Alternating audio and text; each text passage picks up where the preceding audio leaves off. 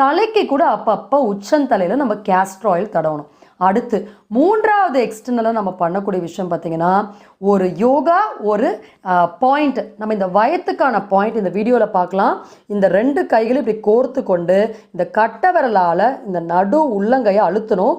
இந்த தொப்பை இருக்கவங்க எல்லாருக்குமே நீங்கள் நடு பாயிண்டில் ப்ரெஸ் பண்ணும்போது நல்ல வலி இருக்கும். அந்த வலி, அந்த ப்ரெஷர் என்ன பண்ணுன்னா அந்த குடலில் நாட்பட்ட கழிவுகள் எல்லாத்தையும் தள்ளி வெளியேற்றும்.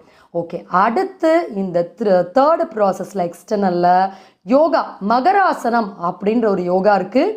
இது ரெண்டுமே நம்ம அக்குப்ரெஷர் ரிலேட்டட். இதை நீங்கள் இந்த யோகாவை எப்படி பண்ணணும் அப்படின்னு இந்த போஸ்டர் நீங்கள் இந்த ஃபோட்டோவில் பார்க்கலாம். நல்லா குப்புறப்படுத்திட்டு முடிஞ்ச அளவுக்கு வயிற்றை அமுக்கணும்.